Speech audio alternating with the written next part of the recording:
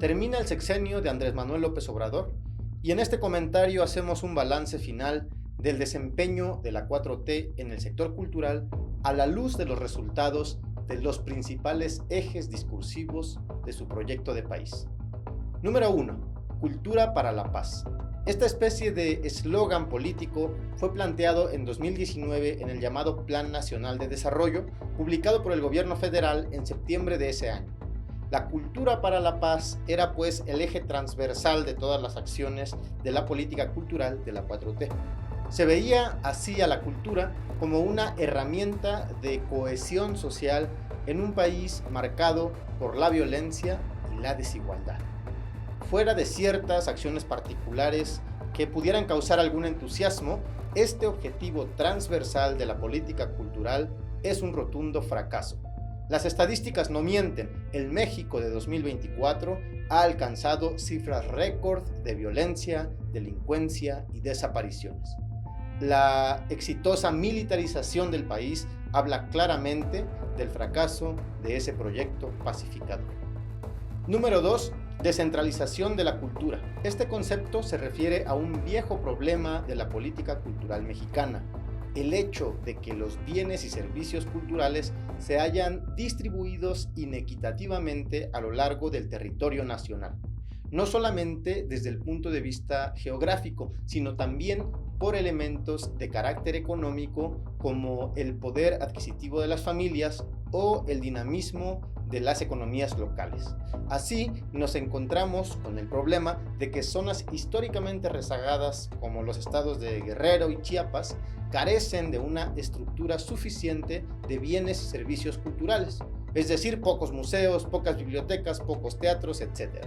Y en contraparte, zonas del país con indicadores económicos más elevados, como la Ciudad de México, Guadalajara o Monterrey, acaparan una buena parte de esa infraestructura cultural, lo que viene acompañado además de presupuestos mucho más generosos.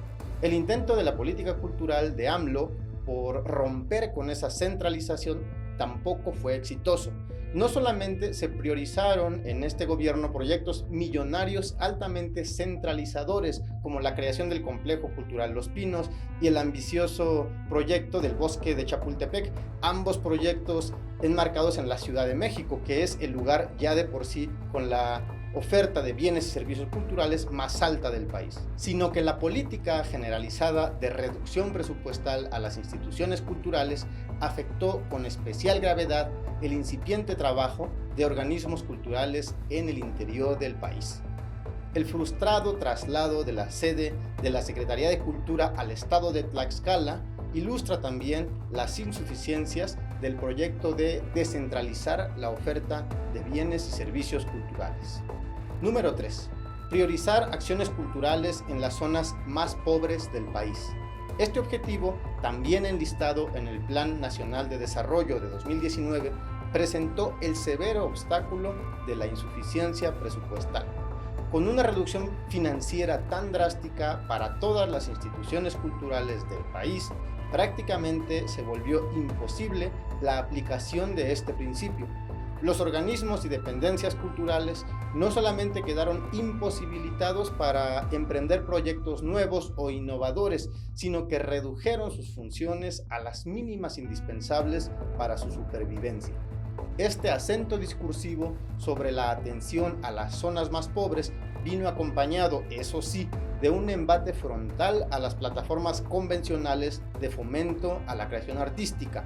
Como ejemplos de esto pueden citarse la reestructuración del Fondo Nacional de Creadores de Arte, el FONCA, o la desaparición del Fidecine, el Fondo de Inversión y Estímulos al Cine.